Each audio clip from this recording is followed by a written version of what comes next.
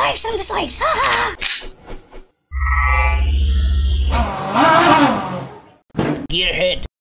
Fable 3. I've loved these games right from when I first bought my high-end 6600 GT and played the first one through on PC. These games have always been fabulous, but can Fable 3 hold up to its predecessors? It's worth mentioning that the second one didn't make it to PC, so I had to buy myself an Xbox 360 to play it. Well, let's check in under the hood and see what we have for graphic options. There isn't a lot to choose from here. This is a console port, so I guess that's to be expected. There are some notes I would like to point out. I had a shitload of issues running this one in SLI. In fact, I had to go into my driver options and set up my own profile for it.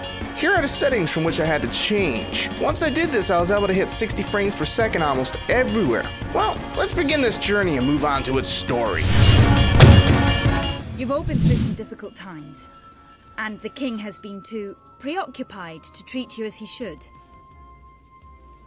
But I ask you all to ignore any wild rumors you hear. I promise to speak with my brother about improving conditions for both you and your families outside the castle. The game is a direct sequel to Fable 2. You are the siblings of the counterpart you played before. Your evil brother is ruthless, and it's your duty to basically dethrone him and take control yourself. Your butler and one of the knights are there to help you escape the castle, and thus begins your journey. All the choices you make throughout the game influence how and what people think of you. The first time I played this game, I was a ruthless guy. This time around, I'm a passionate princess. Thank you. I won't forget this. You'll move about the world via clicking on your destination on a map and transporting there to again gain followers and organize your assault against the king, your brother. The entire journey is beautiful, which brings me to graphics.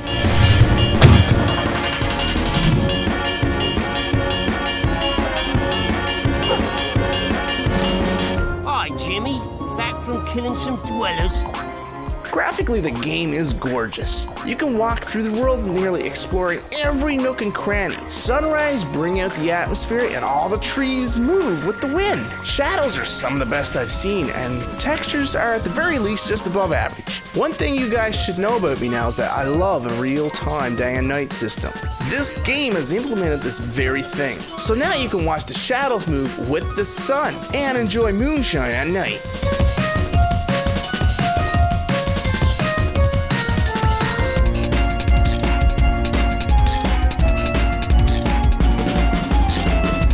Fighting is also a pleasure. Casting magic and battling with your weapons draws you into the game. It leaves nothing to be desired. Characters and character movements are top-notch as well. This brings me to sound.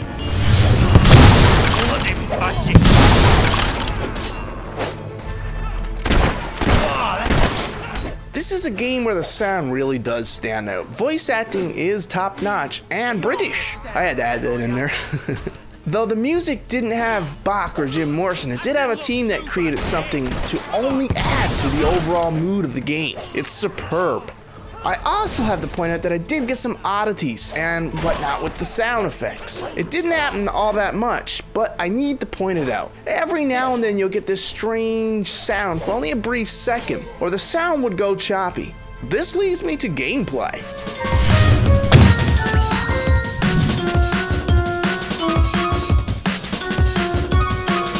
You'll begin with only having fire to defend yourself with, but shortly after you'll get your first weapons. Everything is level upable. This time around, I'm going to be playing as a magician. You'll get the scattered slowdown or pop-in texture, but it don't take away from the game. Your weapons will include various forms of magic and or swords, guns, mallets, the whole 9 yards. And it's really fun to fight using different combinations of each. This leads me to my next category, fun. Not gonna shy on me all of a sudden, have ya?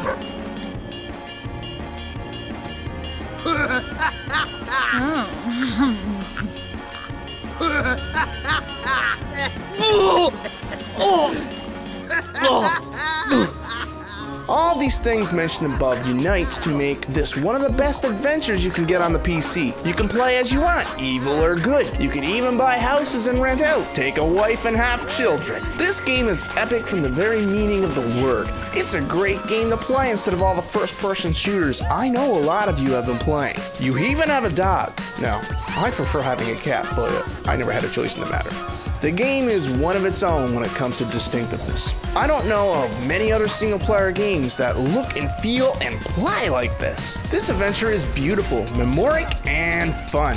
It should be a must-own. Its graphics hold up to games released now, and gameplay is damn near spot on. It has been a pleasure reviewing this one for you guys, and I strongly recommend it. You may, however, have issues with bugs scattered around the game, but with the help of Google, you can work them out. I have nothing left to say, guys. Thanks for watching, and communicate later, chumps. Arr.